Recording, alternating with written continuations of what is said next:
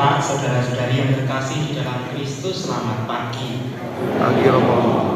Setelah sejak awal masa Prapaskah kita menyiapkan diri dengan lagu tobat dan karya amal kasih, pada hari ini kita bersama seluruh umat Allah, bersama seluruh gereja, kita hendak mulai memasuki pekan suci, di mana kita akan merenungkan misteri sengsara, wafat dan kebangkitan Tuhan. Untuk menggenapi misteri inilah Tuhan memasuki kota Yerusalem. Oleh karena itu, marilah dengan penuh iman dan bakti kita mengiringi Tuhan sambil mengenangkan peristiwa yang menyelamatkan itu. Dengan demikian kita pun memetik buah salib suci, yaitu kebangkitan dan kehidupan. Daun palma yang mengingatkan kita akan bagaimana orang di Yerusalem menyambut dan mengelulukan Tuhan sebagai Raja yang memasuki kota mereka. Marilah berdoa. Allah yang Maha Kuasa dan Kekal, kuduskanlah daun palma ini dengan berkat-Mu.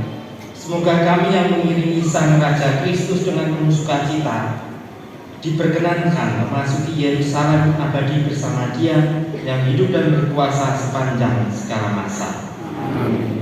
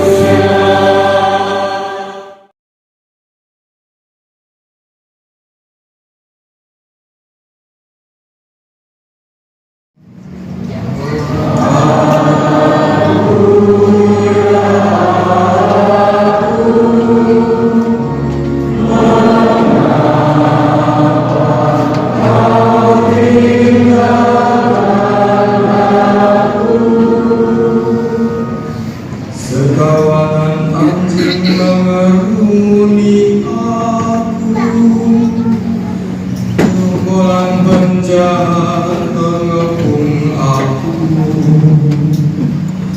Mereka menusuk tangan dan kakiku, segala tulangku dapat kuhitung.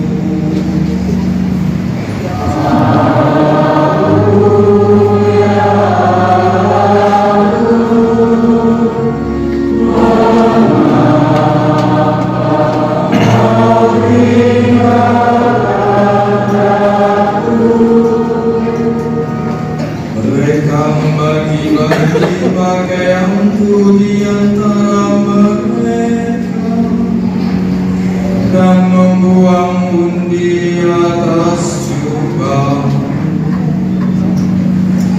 Tetapi Engkau Tuhan, janganlah jauh, ya kekuatanku, segeralah menolong aku.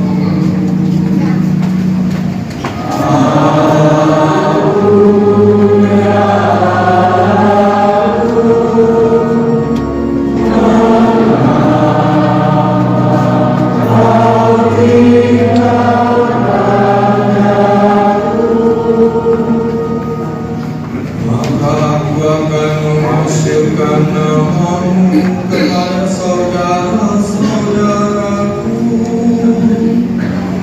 dan memuji-muji Engkau di tengah jemaat. Hai kamu yang takut akan Tuhan, pujilah Dia.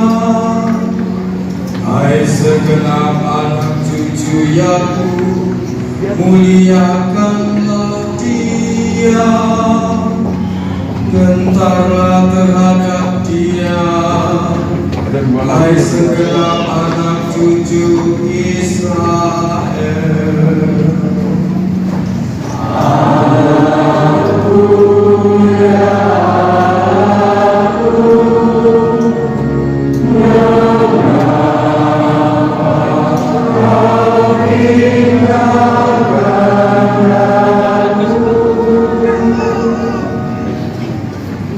Saudara-saudara, walaupun dalam rupa Allah, Kristus Yesus tidak menganggap kesetaraan dengan Allah itu sebagai milik yang harus dipertahankan.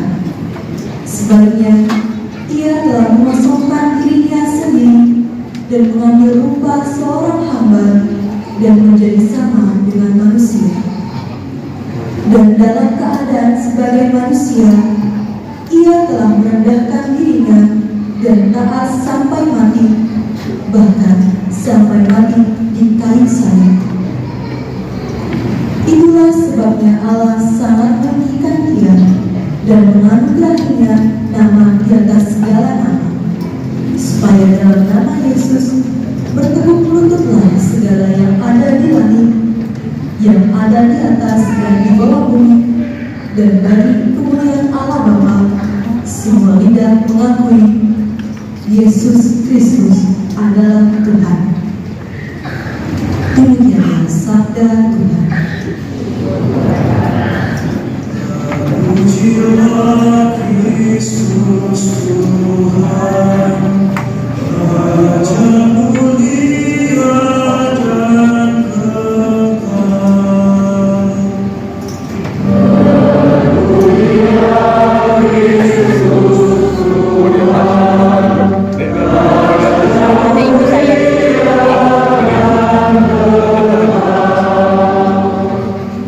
Yesus sudah taat bagi kita, Dia taat sampai mati, bahkan sampai mati di kayu salib.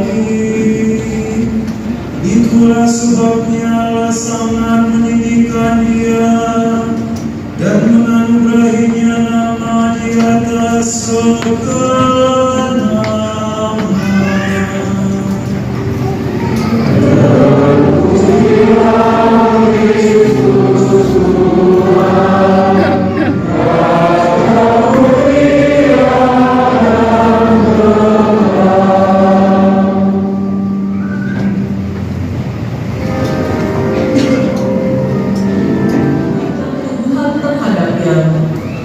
Pilatus bertanya lagi, "Tidakkah engkau menjawab betapa banyak tuduhan mereka terhadapmu?"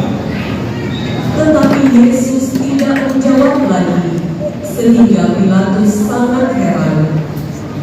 Biasanya pada hari raya, Pilatus melepaskan seorang tahanan seturut pilihan mereka. Ketika itu, ada seorang tahanan bernama Barabas yang ditahan bersama pemberontak lainnya.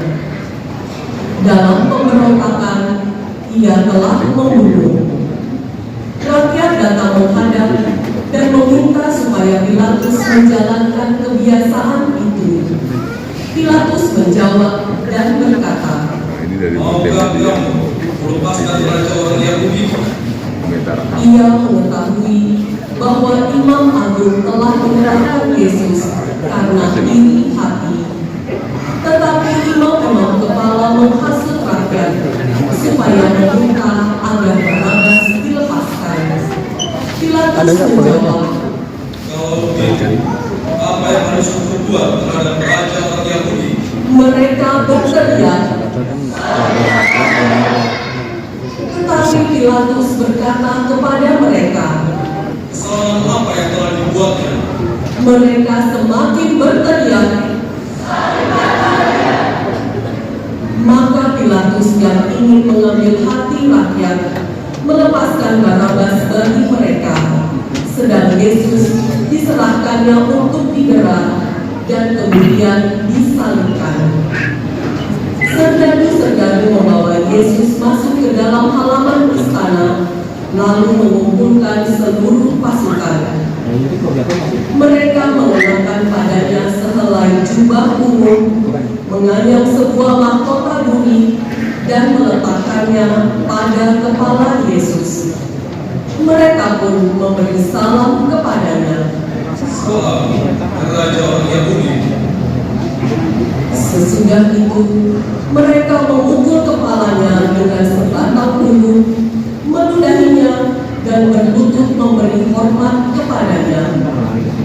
Setelah mengolok-olok dia, mereka menanggalkan jubah ungu itu dan mengenakan padanya pakaiannya sendiri, lalu mengirimnya keluar untuk disalibkan.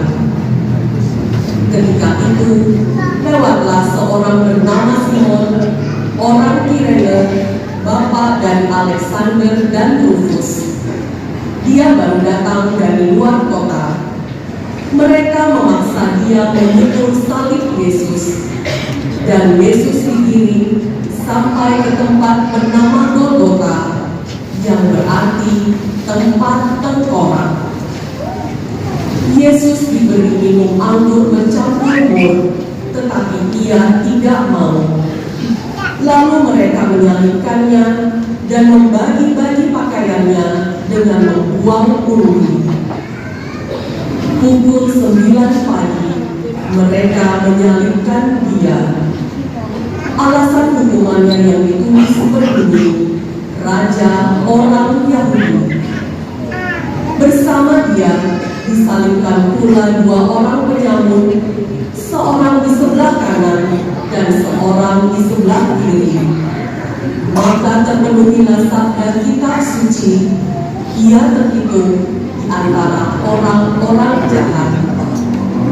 Orang-orang yang lewat di situ menghujat Yesus sambil menggeleng-gelengkan kepala. Mereka berkata, "Hei kau, yang mau kami salah, dirikannya dalam 3 hari, selamatkanlah dirimu dan turutlah dari saya." Imam-imam kepala juga mengolok-oloknya dan berkata seorang kepada yang lain, Orang lain diselamatkannya, tetapi dirinya sendiri tidak dapat dia selamatkan. Hendaklah Kristus, Raja Israel itu, turun dari salib sekarang, agar kita lihat dan kita percaya. juga kedua orang yang disalibkan bersama Yesus menghinakan dia. Mulai pukul 12 siang sampai pukul 3 sore, seluruh negeri diliputi kegelapan. Pukul 3, Yesus berseru dengan suara nyaring, Eloi, Eloi, lama sabachthani, yang berarti, Allah, ya Allah, mengapa engkau meninggalkan aku? beberapa dari hadirin yang mendengar itu berkata, Ia memanggil Elia. maka seseorang segera datang, mencelupkan bunga karang ke dalam cuka, menancapkannya pada sebatang bulu, dan memberi Yesus minum sambil berkata, Tunggu, kita lihat saja apa Elia datang menurunkannya. akan tetapi Yesus berseru dengan suara nyaring, lalu wafat. Kita berlutut.